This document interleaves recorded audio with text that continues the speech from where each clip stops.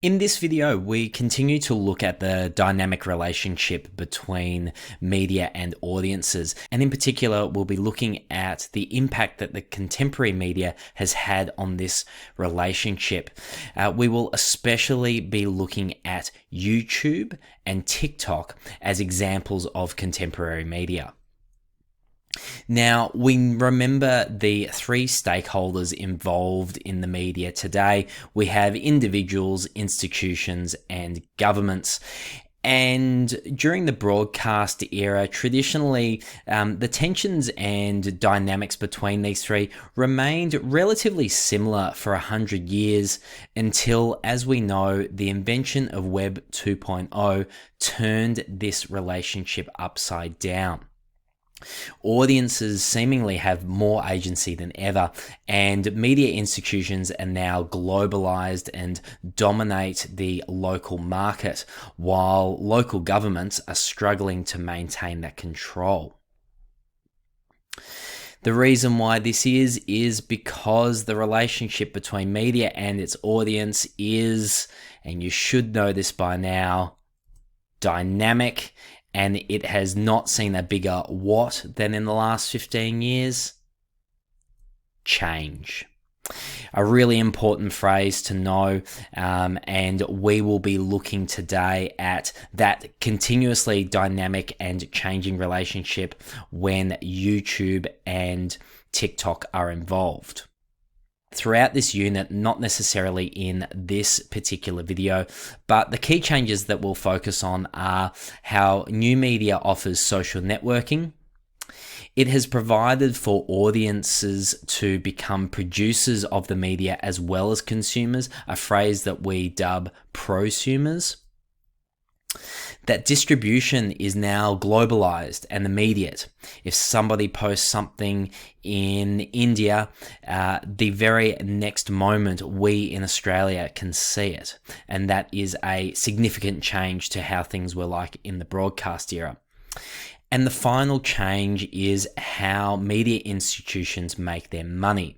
The revenue models today are data-driven and ethically questionable. The other change is that individuals can now make money off what they produce, whereas in the past you needed to work for one of those big institutions in order to make a living off the media. And so today we'll especially be considering the changes to how we consume video.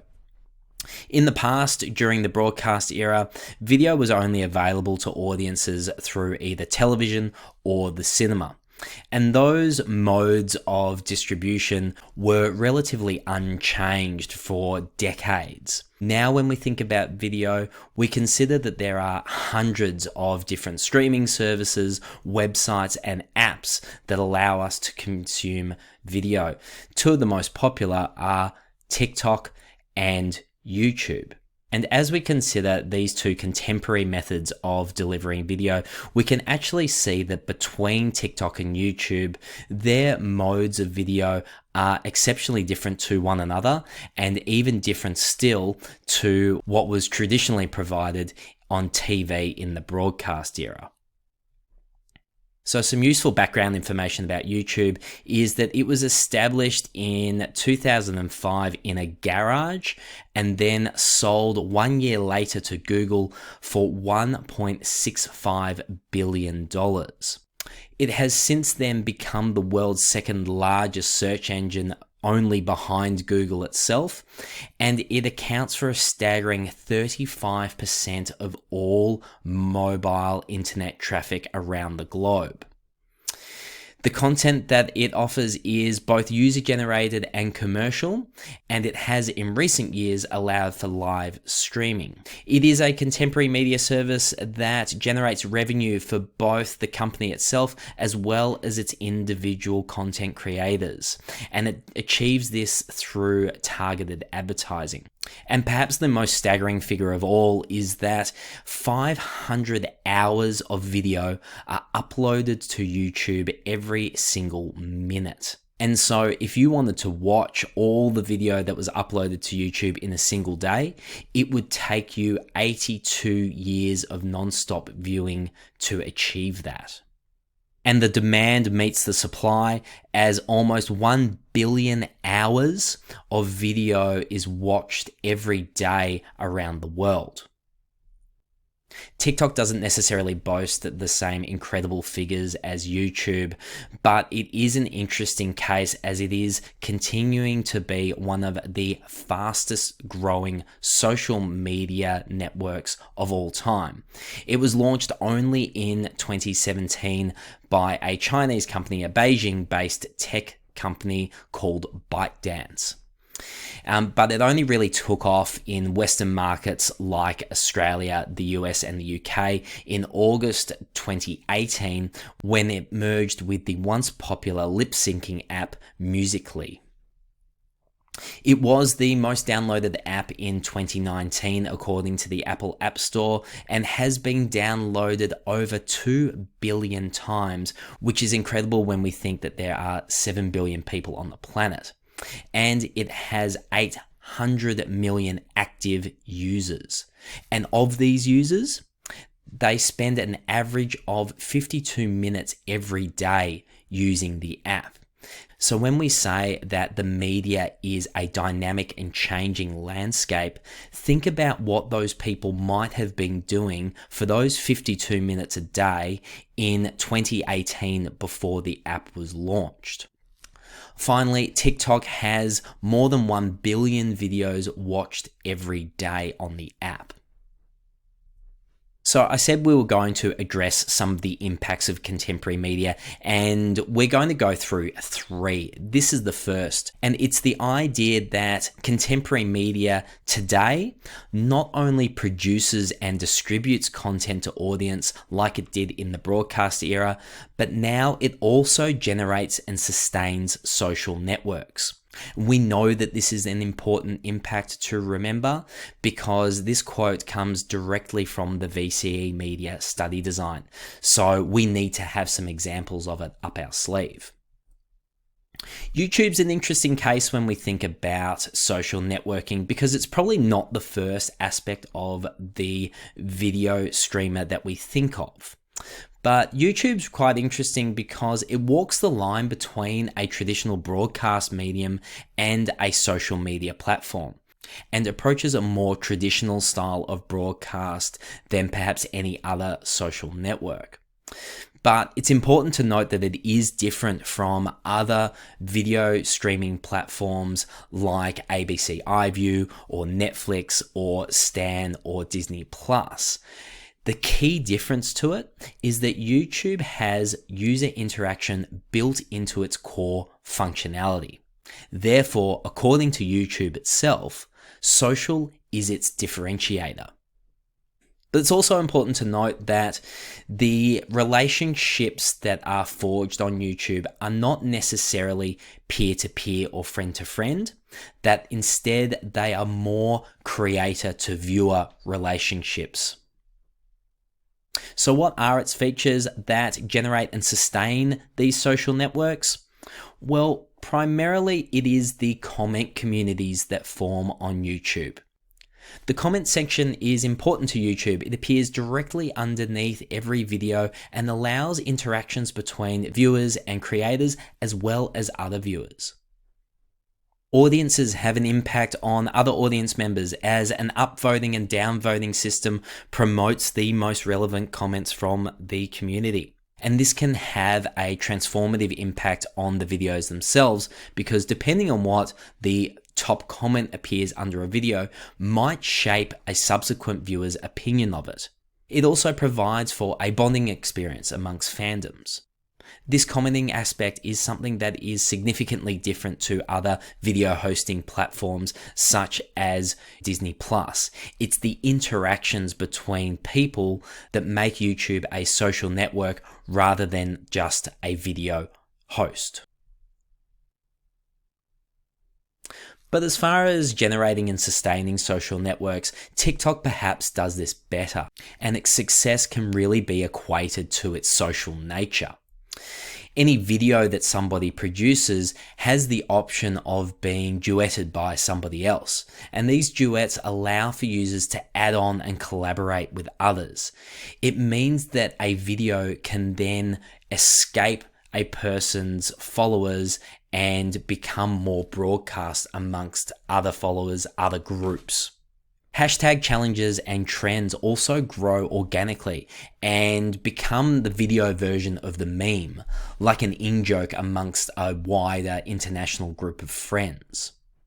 And the hashtags work by promoting some of these challenges on people's For You page, so new social trends can be amplified and grow even further. An example of this can be seen here, where it is the celebrity lookalike trend, where people would pose as a celebrity and then follow up with a photo of who they think they look like. Even this act in itself tends to be social, as people would pick up the ideas of others and turn it into their own, like retelling somebody else's story and putting your own spin on it. The second impact, according to the VCE Media Study Design, is that contemporary media allows for the sharing of both commercial and user-generated content.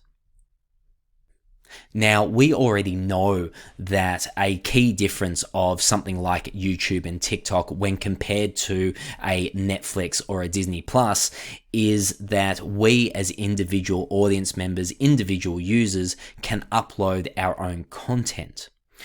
But when we look a little deeper into the relationships between user-generated and commercial content on both these platforms, we can actually reveal that user-generated content is commercial on both TikTok and YouTube, as individual creators have the ability to earn money for their content by distributing it on these platforms. This seems like something that is completely accepted in our society today, but when we think that only 15 years ago, making money off media content was limited only to relatively large media institutions.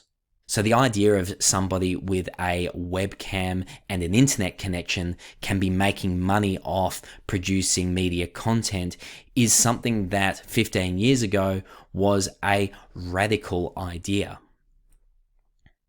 A simple test to see how YouTube hosts both user-generated and commercial content is by just opening up the homepage and looking at your recommended feed. You can see a range of content by both established institutions, typically displayed with a verification tick, as well as smaller, independent, individual users who will then upload their own content. Often this is intermixed and we can see that content sitting side by side, unlike a Netflix that might show the biggest, most popular blockbuster when you first open the app. But on YouTube, the relationship between commercial and user-generated content isn't always a peaceful coexistence. Because YouTube allows any user to upload any video, and as we've said before, there are 500 hours of video uploaded every single minute, this can lead to some individual users infringing on copyright laws.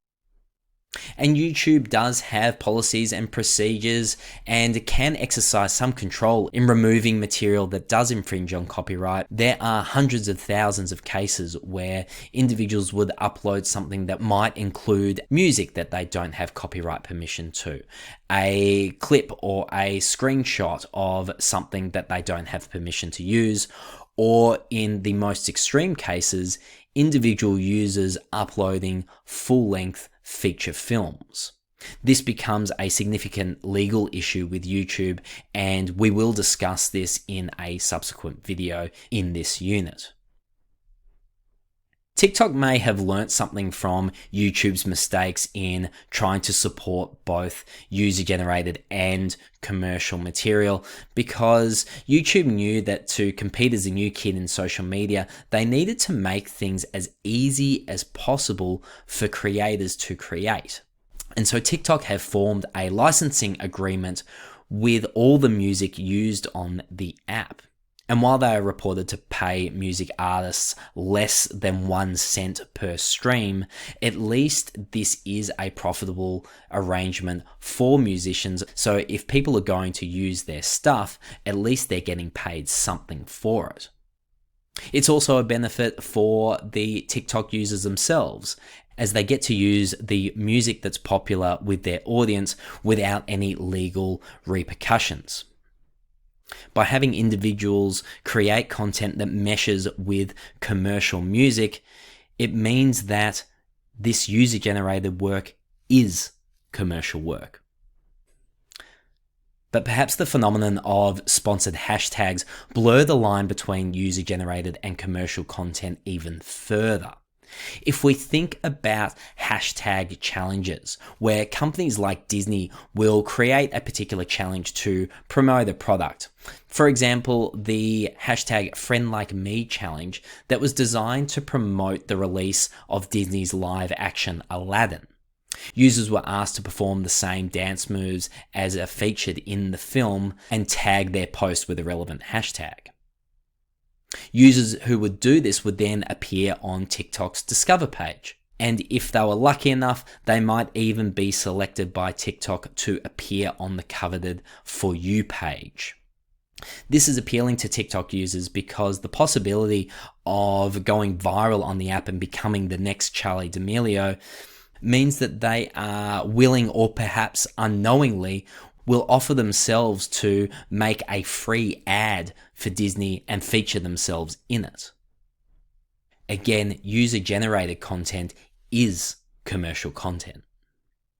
But TikTok users don't have to commercialize themselves for nothing. Sponsored posts are an example on TikTok where an individual might make money by asking a brand to pay them to promote their product. It is reported that TikTok sweetheart and the most followed account on the app, Charli D'Amelio, can ask for between $25,000 and $40,000 for each sponsored post that could potentially be seen by her 70 million and growing followers.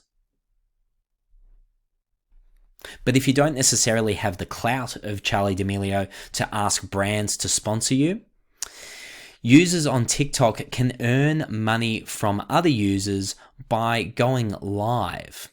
When going live, TikTok allows for users to gift or tip their favorite creator. Gifting is the process where users will buy coins and then share these with their favorite creators as a means of thanks. This gifting process is known as a virtual currency and can have some significant issues on itself. A virtual currency is a famous form of what is called a dark pattern. What a dark pattern is, it's an underhanded method that modern tech or media companies use in order to design their apps to manipulate users out of money. As an example, by spending $1, you can buy yourself 100 TikTok coins. These coins can then be used to gift or tip your favorite content user, but you can't just give them the coins themselves. Instead, your tips come in the form of these funnily named gestures, each having their own set amount of coins associated with them. So instead of gifting a live streamer 50 US cents, you'd instead gift them a sun cream. And after this exchange, it then appears in the content producer's TikTok wallet, not as coins, but instead as 100 diamonds. And now we would think that 100 diamonds would equal the same as 100 coins and therefore $1, but they don't. 100 diamonds gets the content producer only 50 US cents. Where does the other 50 US cents go? In TikTok's pocket. And this convoluted and confusing process is designed to make the person that is gifting unaware of how much they're spending, because it is very easy to forget how much an Italian hand costs. But it also confuses the content producers at the other end, because they don't necessarily realize that half of what people are trying to give them is ending up in TikTok's pockets. So by naming their currency coins and then moving to these funny titled things and then changing the name again to diamonds, it feels less like we're spending real money and more like we're just having fun on the app. And if you thought that that was dodgy, it gets even darker, where the idea of gifting itself is a common grooming tactic applied by sexual predators. Because TikTok itself is so popular with teenage and even younger content producers, it is already known and feared as a hunting ground for online sexual predators. And so TikTok doesn't do itself any favors by offering up a model of payment that is essentially designed after a well-known tactic used by such predators. And when we consider that a 40-year-old man can be gifting a teenage girl something called a love bang live online because she's dancing in a way that appeals to him, we can raise some serious red flags here. The final impact that we'll be looking at in this video is that the contemporary media allow for new modes of production, distribution, consumption, and reception. New modes here just means new ways or new methods. And so it might be useful for both YouTube and TikTok to develop a little table, perhaps give it the heading of new modes on YouTube, and write down the production, distribution, consumption, and reception so that we can break these apart. Although YouTube itself doesn't necessarily offer production tools like TikTok or Instagram or some other apps, it does allow for live streaming, but when we think about the rise of YouTube, we can see that this coincided with the rise of video blogging or vlogs. This was a genre of video that was only really popular amongst a small subset of the internet community before YouTube came along, and it really was this platform that allowed for vlogs to explode. When we think about the channels and YouTubers who we follow, we typically get a sense of the vlogging genre. An individual looking directly at their audience down the camera, usually in a comfortable home setting, and that person will be giving us something about their lives. Other genres or modes of production that were made popular on YouTube are of course tutorials and gameplay streams, the latter now moving across to specialized providers such as Twitch. Video essays also grew on YouTube, as well as compilation videos. And yes, these were things that existed before YouTube came along, but the platform really allowed these things to explode by offering a distribution network to anybody. On distribution, this was the biggest change that YouTube allowed for, where distribution of video is now globalized and free for anybody. This gives individual creators a platform to screen and monetize, make a profit off their video content. This was absolutely revolutionary in 2005, as video profits were previously only limited to big media institutions. The other difference that contemporary media, specifically YouTube, allowed for as far as distribution goes is it provided for a broader distribution around the globe of niche content that wouldn't have otherwise appeared on mainstream channels. The map here is the number of views of K-pop music in 2011. If we consider a time before then, K-pop music would really have only existed in South Korea and possibly Japan. Now, it is an absolute global phenomenon because people have been able to stream that content on YouTube. YouTube has also changed the mode of consumption, where the search bar makes viewing on demand. We can look up those billions of videos on YouTube to find something that we are specifically interested in. Compare that to what was previously only a handful of TV channels where people might have the choice out of 5 programs at any given time. The other change is making video mobile. When the iPhone was first released in 2008, YouTube was one of the only non-Apple apps to appear pre-installed on the phone. That partnership prompted audiences to experience video on their phones for the first time, and it is a habit that has grown and grown and grown, where YouTube now accounts for 35% of all mobile internet traffic. And the average watch time for somebody with YouTube on their phone is 40 minutes a session. And finally, YouTube has created a new mode of reception. I mentioned earlier how users can comment directly underneath a video to show their immediate reception. The like and dislike button also has an effect to display how popular a video is.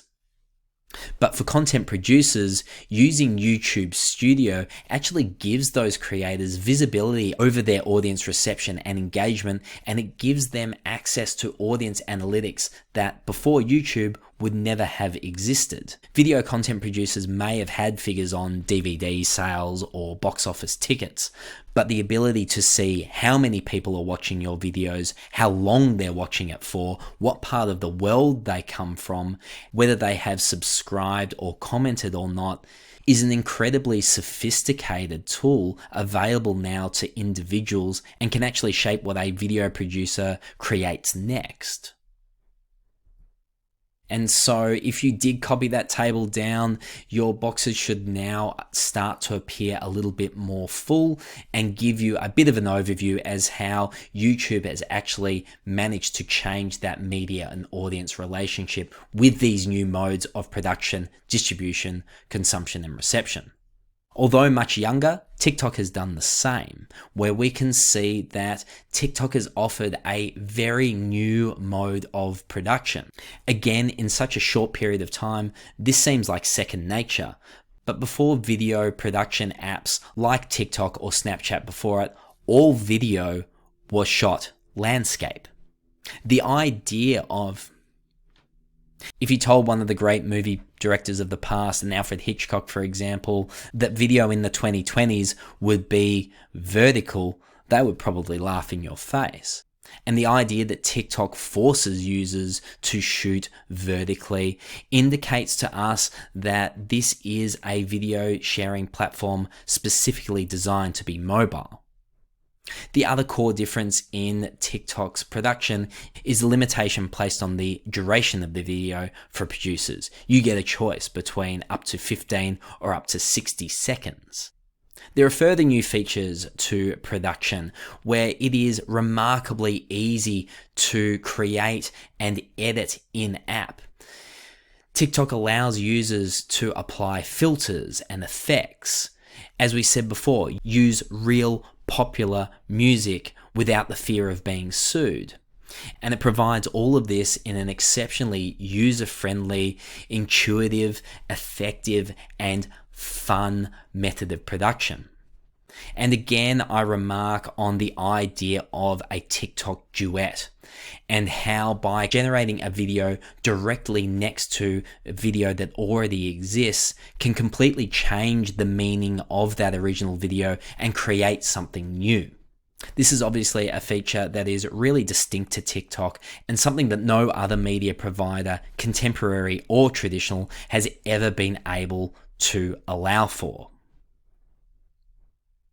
TikTok has also changed the mode of distribution, where users are able to toggle or switch between content on their following or For You page with exceptional ease. So they bounce between accounts that they have chosen to follow and content that is suggested for them. Other apps like Snapchat and Instagram have tried to do this in the past, but the way that TikTok allows for this by a simple swipe makes it exceptionally easy for audiences to find a balance between their own interests and discovering new things. Another change to distribution for TikTok is the ease of sharing content outside the app, not just content that you produce yourself, but any content on the app, where it allows you to download or take a screenshot or a GIF of the video you're watching, or even share to almost any other social media network that you can imagine. Again, this is not necessarily new, but the way that TikTok allows users to do that is so much easier than any other social media network before it, which traditionally tried to prevent users from escaping its own app and share elsewhere.